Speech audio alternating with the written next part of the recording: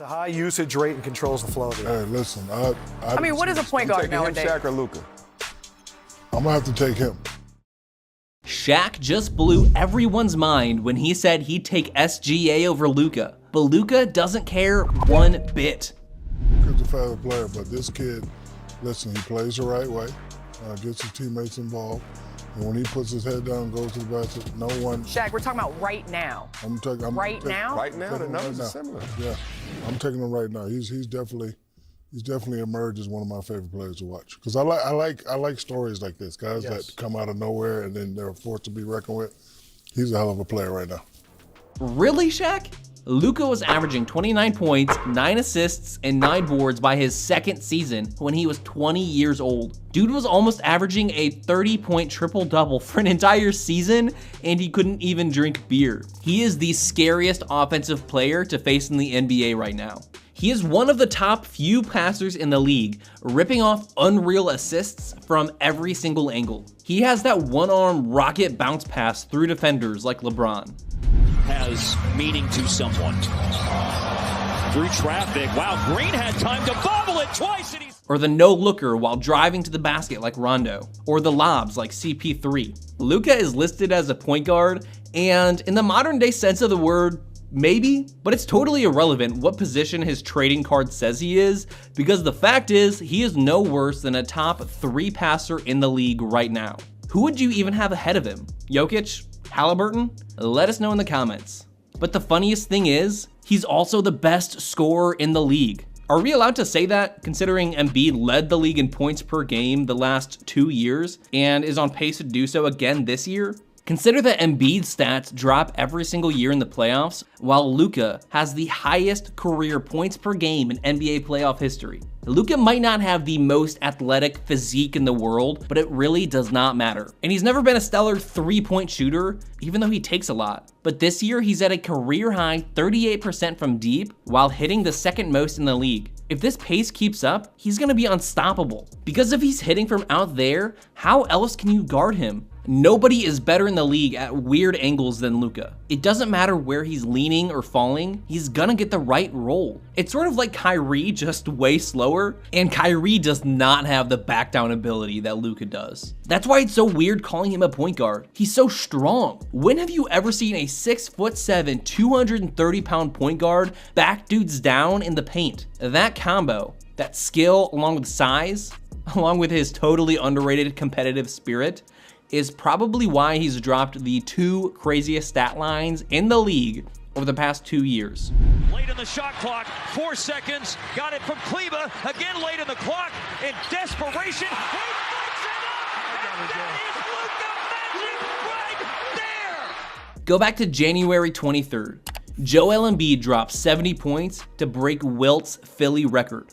3 days later, Luka wanted to prove that he's the best scorer in the NBA. Or maybe he just got hot. He dropped 73 points, the 4th most ever in NBA history. That was against the Hawks, the team that originally drafted him, trading him for Trae Young. Atlanta probably wants that one back. By the way, Shaq's comments came 10 days before Luka put up 73. You think that's a coincidence, or did Luka hear him? And is that 73-point outing as good as his 60-point triple-double last year?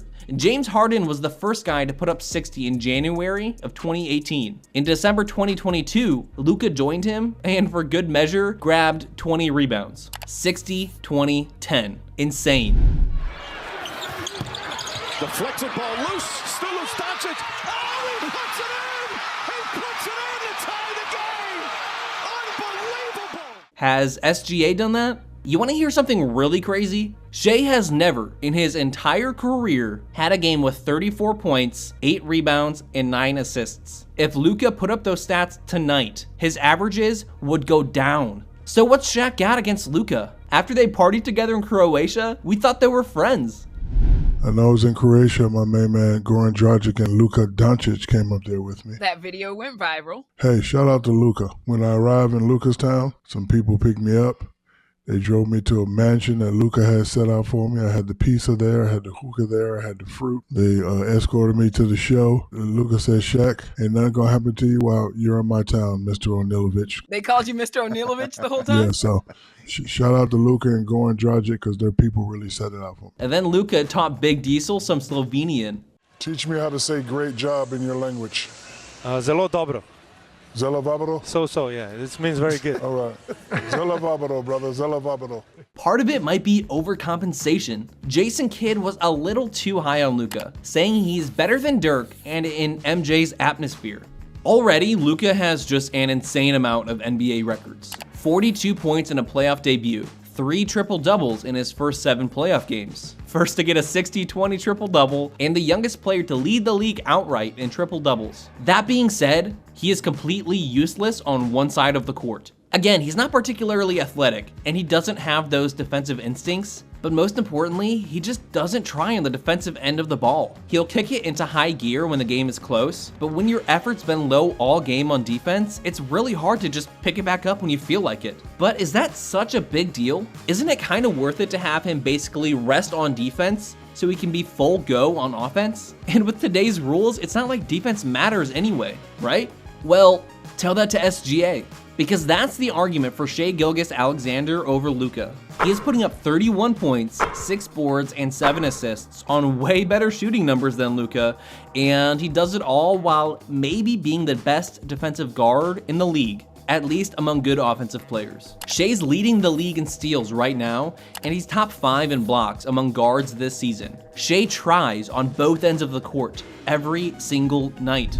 Luka, offensive rebound, Dallas, slinging to the basket, Powell. He's used to receiving passes from Luka. He makes a pass to Luka and he misses. Is that why his team is so much better than Luka's? More importantly, is Shai a better fit with his teammates? You can talk about the Mavericks' incompetence and team building. Jalen Brunson and Porzingis both are thriving after leaving the Mavs, and Luka's had less help than any star over the last few years. But is that less about the Mavs getting Luka help, or is that the fact that Luka is hard to play with? Listen, this isn't fantasy basketball. There are more important things than basic stats. Luka is a high usage guy, the type of player who never wins titles, except Michael Jordan. And sorry, Jason Kidd, Luka is not MJ. There's some balance of remembering that if he has no help, he has to have high usage numbers, and realizing that his high usage is hurting his teammates. But which is it? Because SGA's been able to find that balance. Are the Thunder that much better at building a team than the Mavericks? Between how easy it is to play with SGA versus Luka, and the fact that Luka is just not interested on one side of the court,